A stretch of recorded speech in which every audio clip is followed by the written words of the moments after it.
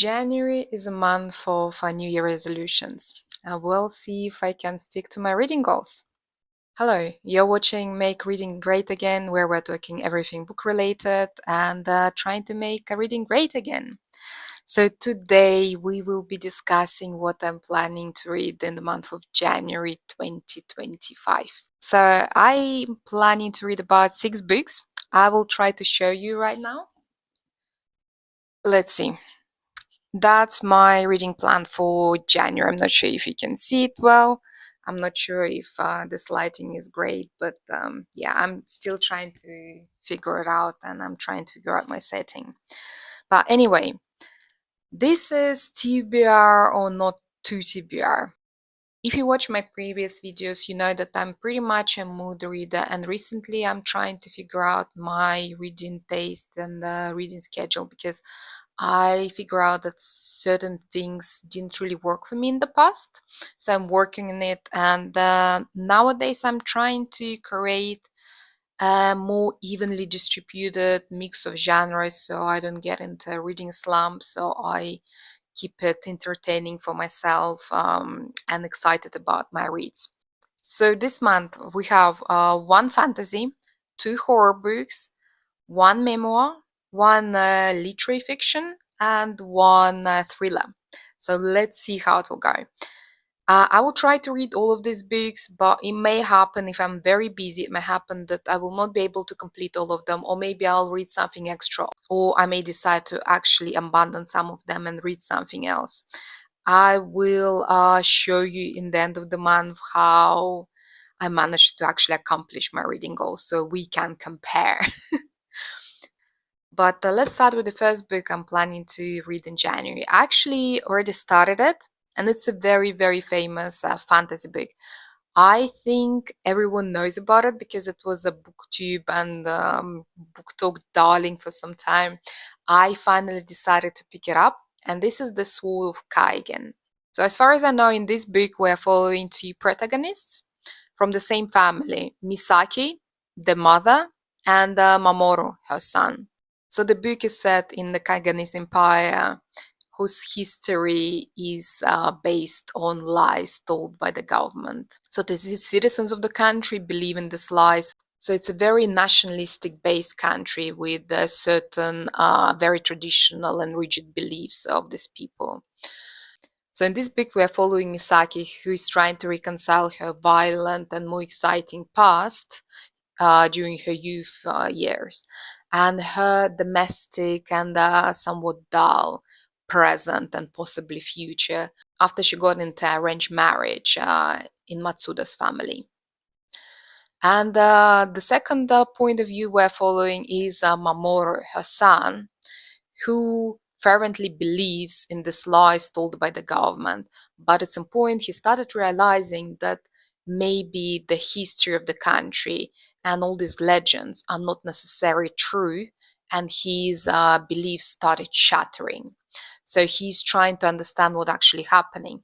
But at the same time, we see that there is some geopolitical tension is building up on the background of all the story, and there is a possible invasion. And we see our characters trying to grapple with everything that is happening around them, how their world is collapsing and what they're planning to do about it. So I'm very, very excited about this. I started reading it. I really enjoyed it so far. So I will let you know in the end of the month. We'll see. So next book on my list is Gone Girl by Gillian Flynn. I don't really think that this book really requires introduction. I think pretty much everyone knows about it, and maybe they already watched the movie. I watched the movie quite a few years ago.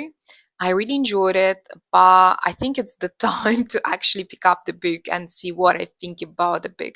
I heard that the book is equally amazing, so we'll see. But if you don't know the story, we following a couple, Nick and Emmy. They're seemingly happily married, but on the 5th year of their wedding anniversary, Emmy disappears. And the police starts investigating it, and stranger things start happening when there are some rumors that Emmy was afraid of Nick, and maybe not everything is so perfect in their marriage. And obviously, Nick denies everything, and we're trying to actually understand what happened with the Emmy, with the Gone Girl. Next book on my list, let's actually move to horror books. This one is The Turn of the Screw by Henry James. This is a classic book. I've never actually read it, but I've heard that it's amazing. And as far as I know, we are following a governess that starts a new employment in the mansion, and she's looking after two children, a boy and a girl, 10 and 8 years old. And we see how these innocent children become these twisted creatures. So there are some ghost sightings when the government sees the ghost of previous governess and her boyfriend, and she's trying to figure out what's actually happening. And she knows that the children saw this ghost as well, but at the same time, children are denying everything. I was recommended this book in a bookshop once, and I really want to find out if I'll actually enjoy it. I'll let you know. The next horror book on my list in this month is Hex by Thomas Oldie Hewell. I'm really sorry if I butchered the name. I'm not really great with name pronunciations. But this book is set in modern day US in a small town. And in this town, there are regular sightings of 17th century woman. She's a witch. She was cursed. Her mouth and eyes are sewn shut, and people are seeing her on regular basis, pretty much on a schedule during the day in different parts of the town. Everyone in the town knows about this woman, but they're trying to keep it a secret from the rest of the world, so the story doesn't get known in the rest of the country.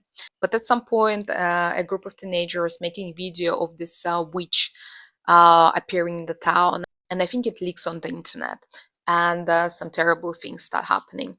I don't really know much else about this book. I would like to keep it as that. I'm pretty excited to learn what actually happens about all the horrors that awaits people of this town, and I'll let you know. So next one is a memoir. I think it's a relatively new one. I've never really heard of it, but I saw it on the list of recent Waterstones sale, Christmas sale, and I decided to give it a go.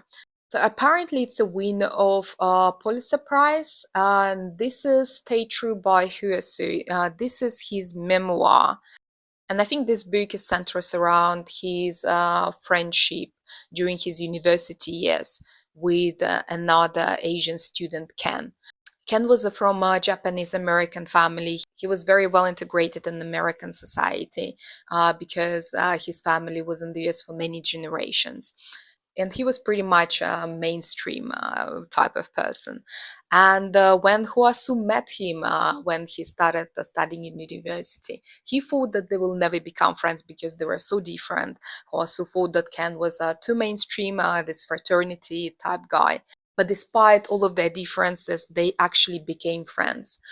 But unfortunately, Ken tragically died during a car hijacking incident about 3 years after they met each other.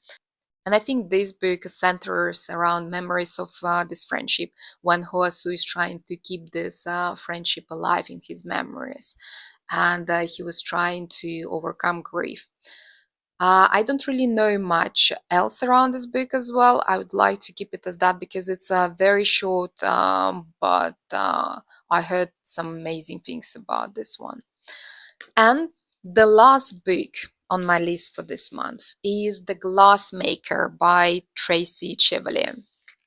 I actually never read any of the books by this author. I've heard good things. This book in particular has quite good ratings. I'm really looking forward to reading it. I was planning to buy for some time already because I've seen it in quite a few bookshops, but I just never managed to do that.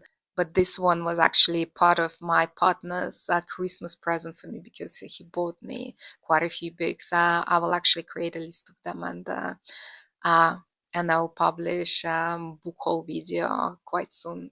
Stay tuned. So I think this book is a time travel sort of situation. I'm not really sure how it works because in the description of the book it doesn't really go into details of this concept, how it's actually happening. But I think in this book, we are following our protagonist Orsola, who lives in 15th century Murano next to Venice. And she's trying to get into glass blowing business to create this beautiful pieces of art of glass. And we know that women weren't really accepted into this craft, into this business in the past. But she's trying to prove that she is more than capable to be a master in this craft as well. And we are hoping through different centuries, through different events in history, how she's trying to perfect her craft and become the true master of it. So, I really hope that this is a good mix of books for me and it will keep me excited for the reading plans for the rest of the year, because I really want to start the beginning of the year with a bang. Please let me know what your reading plans are for this month and if you've read some of these books and what you think about them, but please keep it spoiler free. Or let me know if you would like to recommend me something, if I can pick it up next month and we will be able to discuss it. See you soon. Bye.